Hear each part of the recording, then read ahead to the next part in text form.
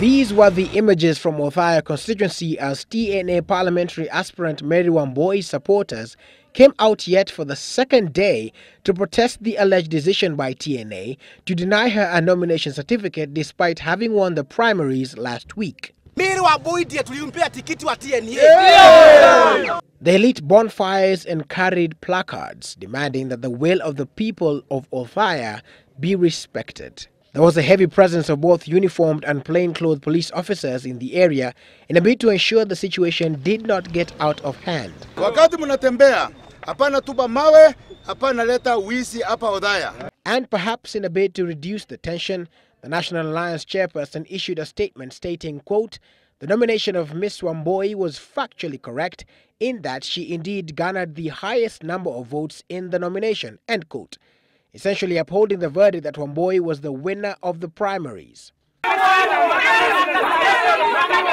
But this doing nothing to calm the nerves of the supporters of Wambui, and not new to them. The unique case about Mary Wambui is that we went to the tribunal and the TNA Dispute Resolution Tribunal ruled in her favor.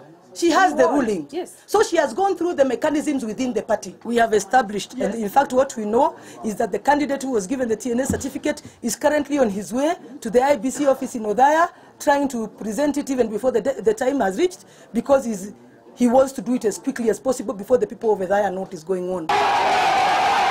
The candidate in question, James Gichuki Mugambi, who was Wambui's main challenger for the TNA ticket during the primaries and had earlier refused to accept the results. He immediately moved to contest them, writing to the party's nomination dispute resolution tribunal. In his complaint, Mugambi had accused Wambui of, among other things, exclusively recruiting members to the elections board and forging a resignation letter. However, a statement from TNA says that the nomination was not impaired by any irregularities that would otherwise render it a nullity or cast doubts on the veracity of the results, end quote. Mugambi had also claimed that Wambui and another aspirant, Julius Mitei, entered into an agreement where Mitei would forfeit his support base in favor of Wambui, an assertion that Mitei has since denied. The question is, did I carry my votes in that pocket to sell her? No. Did I rock voters in a bomber to sell them? No. On her part, Wambui had alluded to the existence of what she described as dark forces that had been trying to subvert the will of the people of Othaya, making an inference to President Kibaki's son, Jimmy. We sought a comment from Jimmy Kibaki, and on his part, he says, and I quote, "I do not want to be dragged into the issue because I am not a contestant for the Othaya seat," end quote. He further says that all the inquiries to do with TNA should be directed to the appeals board because this is where Mugambi successfully sought redress from. We posed this reaction to businesswoman Mary Wambui, and this is what she had to say.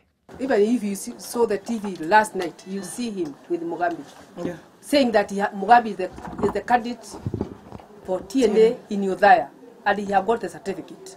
He said it. He said it himself. How do you deny something you have said with your own mouth? And we don't want to be cheated here. We don't know about the forces. It's not the kind of times when we are given the forces from high level. The high person is God. And I said yesterday, God is going to help women. According to the Constitution, sovereignty rests with the people. And the people exercise this sovereignty by surrendering their mandate through an election process to their elected leaders, not the leaders selected by their political parties.